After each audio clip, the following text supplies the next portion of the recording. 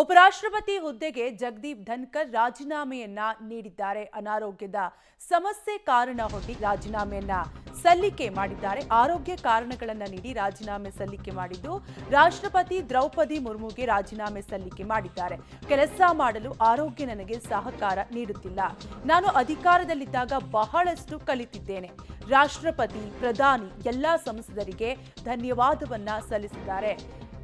ಒಟ್ಟಾರೆಯಾಗಿ ಜಗದೀಪ್ ಧನ್ಕರ್ ಅವರು ಭಾರತದ 14ನೇ ಉಪರಾಷ್ಟ್ರಪತಿಯಾಗಿ 2022ರಿಂದ 2025ರ ಜುಲೈ 21ರವರೆಗೆ ಕಾರ್ಯನಿರ್ವಹಿಸಿದ್ದಾರೆ. ಆರೋಗ್ಯ ಕಾಳಜಿ ಮತ್ತು ವೈದ್ಯಕೀಯ ಸಲಹೆ ಮೇರೆಗೆ ಈ ನಿರ್ಧಾರ ಕೈಗೊಂಡಿರುವುದಾಗಿ ಪತ್ರದಲ್ಲಿ ಉಲ್ಲೇಖವನ್ನ ಮಾಡಿದ್ದಾರೆ.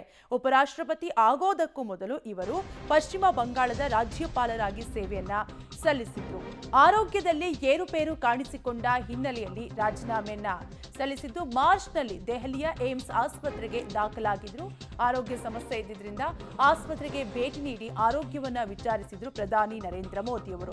ಇವತ್ತು ಬೆಳಗ್ಗೆ ಸಹ ಆರೋಗ್ಯ ಸಮಸ್ಯೆಯಿಂದ ಕುಸಿದು ಬಿದ್ದಿದ್ರು ಅಂತ ಹೇಳಲಾಗ್ತಾ ಇದ್ದು, ಆರೋಗ್ಯ ಸಮಸ್ಯೆ ಉಂಟಾಗಿದ್ದು ಹೀಗಾಗಿ ಆ ಕಾರಣವನ್ನ ನೀಡಿ ರಾಜೀನಾಮೆಯನ್ನ ಸಲ್ಲಿಸಿದ್ದಾರೆ. ಉಪರಾಷ್ಟ್ರಪತಿ ಹುದ್ದೆಗೆ ಜಗದೀಪ್ ಧನ್ಕರ್ ಅವರು ಆರೋಗ್ಯ ಕಾರಣಗಳನ್ನು ನೀಡಿ ರಾಜೀನಾಮೆ ಸಲ್ಲಿಕೆ ಮಾಡಿದ್ದಾರೆ. ಡಿಟೇಲ್ಸ್ ಕೊಡ್ತಾರೆ ನಮ್ಮ ಪ್ರತಿನಿಧಿ ಶಬ್ಬೀರ್.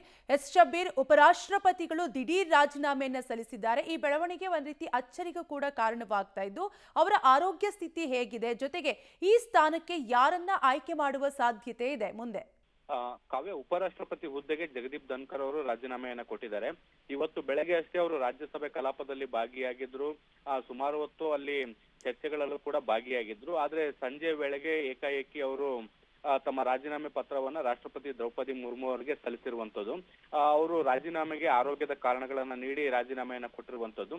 ಇತ್ತೀಚೆಗೆ ಅವರು ಮಾರ್ಚ್ ನಲ್ಲಿ ಕೂಡ ದೆಹಲಿಯ ಏಮ್ಸ್ ಆಸ್ಪತ್ರೆಗೆ ದಾಖಲಾಗಿದ್ರು. ಮಾರ್ಚ್ 12ನೇ ತಾರೀಕು ಅವರು ಅಲ್ಲಿಂದ ಡಿಸ್ಚಾರ್ಜ್ ಕೂಡ ಆಗಿದ್ರು.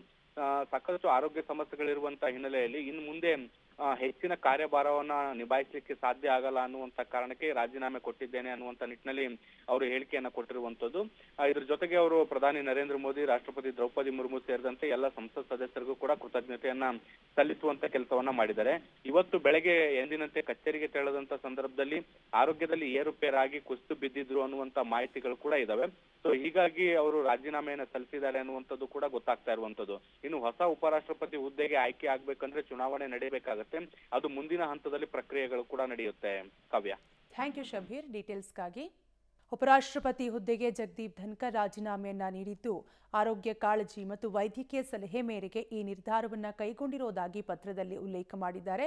ಧನ್ಕರ್ ಅವರು ಭಾರತದ 14ನೇ ಉಪರಾಷ್ಟ್ರಪತಿಯಾಗಿ 2022ರಿಂದ 2025ರ ಜುಲೈ 21ರವರೆಗೂ ಕೂಡ ಕಾರ್ಯನಿರ್ವಹಿಸಿದ್ದಾರೆ.